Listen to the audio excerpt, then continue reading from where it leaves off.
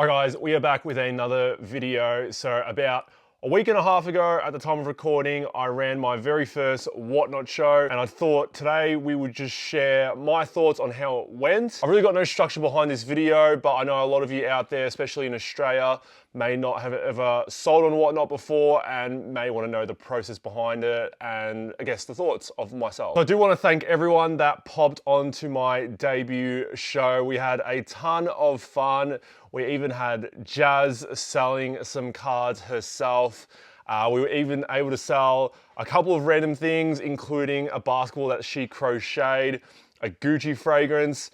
I think I was on a little bit too much red wine, kind of just to help calm the nerves down. So I had a lot of fun though. So yeah, I just want to thank anyone that did pop onto the show. We also gave away 4 cases. I was only meant to give away 3, but in the end, I was just happy with the way the show was running. We also sold 4 cases as well, but it was a ton of fun.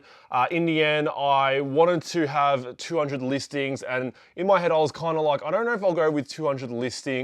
Ended up doing like 210 or 215 listings. I was just really pleased with the way the show was running overall. There wasn't too many hiccups on my end. That's probably because I've taken some notes and I've messaged a fair few people. I'll give them a shout out. We got Lumbo Hazard, Sports Card Addicts Australia, Woody's Collectibles as well, Boob Collectibles.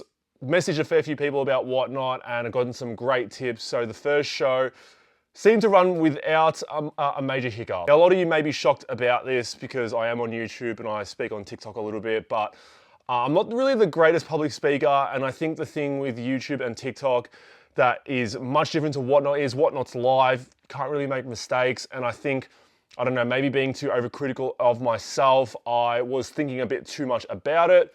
But a really good thing with YouTube and obviously TikTok as well is if you can make a mistake, you can say your ums and you can cut them out really easily. I'm also not the biggest sort of hype or salesy person.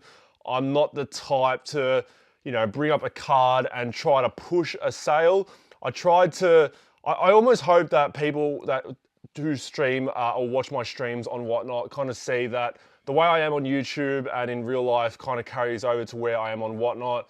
I would love to be a bit more salesy, a bit more out there and maybe get more sales, but I don't think I'd want to be as well. So yeah, I hope you guys kind of saw that or observed that in me. I also got some great advice from people out there to kind of keep it separate. So obviously my 2 main sports that I sell on eBay are NBA, NFL. I have seen a few people stream where they combine the both of them together, but after speaking to a couple of people, they were saying like, keep it separate because let's say you run NBA and someone joins the stream wanting some NFL cards. Having that structure may kind of put people off when they don't know when NFL is running, and I kind of understood that. So yeah, by now I've already recorded 2 Whatnot streams or done 2 Whatnot streams. One was purely NBA and one was purely NFL. And I had some people message me asking me that, you know, that weren't able to tune into the show, how the show went itself. And look, the answer is going to be the same for NBA and NFL. It's some cards will go over, some cards will go under, some will go for the price that you want it to go for. And I definitely don't have the balls to, or really the inventory to run, you know, a stack of mid to high end cards. A lot of the cards I've been putting on Whatnot are from collections that I've purchased over the years. Yeah, I said it in my NFL stream. I had boxes and boxes of cards where I have done pretty well on selling the bulk of the lot or the collection off. And a lot of it was just cards that I'm just happy to kind of sell off for, and I wasn't really caring too much about the sale price. I did end up doing a little thing that I never really kind of got it off anyone on Whatnot, but I kind of made it up myself, but I found it really helped. And that was to combine multiple singles into a lot and then obviously sell them off on auction. I mean, I'll give an example. I've got, you know, 4, 5, 6, 7, 8, 9, 10, 11, 12, 13, 14 cards here, putting some tape over it, combining it and leaving it in the box itself. And then when the auction came up, let's say it's auction number 15, saying that I was going to sell all 15 of these cards in the one listing. And I found, I've only done 2 Whatnot streams, but was able to clear a lot of base out that I was probably going to give away, clearing out, you know, lots for $20 to $30, made a massive help for my card room in general as well. And yes, I may not be getting full value on them because I also combined autographs into lots as well. May not have gotten full value on them, but to create some space here and obviously to turn over money when it's so hard to list them on Facebook individually, it makes it all worth it for sure. Now, if you haven't sold on Whatnot before, you might look into a stream and think, what do I even do here? And Whatnot's rehearsal mode is pretty good because you do get this sort of mock stream where you can list products. And whilst that's great to kind of learn the platform and the interface when you're actually streaming yourself, once the actual stream finishes, I think learning the postage is an absolute nightmare. And I think it may be more so because I'm not used to this type of postage. The type of postage I'm used to is just printing out address labels all in the one go, going to the post office and paying for it. I know people might think that's really inefficient, but it's just kind of what I'm used to over the last few years. Whatnot do the prepaid AusPost shipping label method. So by the time you finish your first stream, you can just generate all the labels, print them all out, slap them onto the padded mailer itself, and then just drop it into the post office. Now, it doesn't sound that inefficient when you explain it that way, but for me, it's just kind of not what I was used to.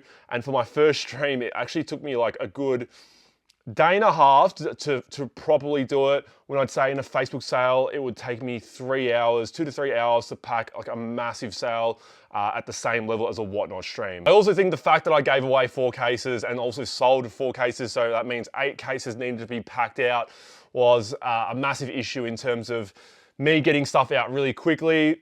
Yeah, I think learning the system of Whatnot is something that will take some time. Even the streaming interface as well, something you just got to have to pick up on the fly. And hopefully if you guys are keen to set up your very first stream, you guys can get through that process and hopefully it's not too bad. Another massive issue that I had with the Whatnot shipping is if you generate labels, and I think this is why it took so long, they have 2 sizes for generating label sizes. They had like 8x11 or 4x6. Now my label printer that's behind the camera is at 4x6, but I had it set at 8x11. I generated it and then it was all in this like landscape, weird sort of sizing. And then for some reason, Whatnot don't let you regenerate it at the 4x6 size, even if you've done it wrong. So I had to like download the entire file, rotate it to the right, screenshot them all, and yeah, that's where I lost a ton of time. All in all though, it was a great experience. Like obviously you do have a bit of a contrast and you do have some similarities with other methods of selling. I think with Whatnot though, obviously you've got to be attentive, and even though I sold about 210 cards, I was on for about 3.5 hours. Big difference there compared to like Facebook sales. Facebook sales, I find if I can organize it beforehand, I can actually just do a Facebook sale whilst watching TV or watching the footy. But with a Whatnot sale, you kind of just have to be like tunnel vision, looking at your phone, getting cards, getting them all organized. And yeah, you've got to be on the entire time. In regards to sales, it was pretty much bang on to where I normally sell when I'm actually at a card show itself.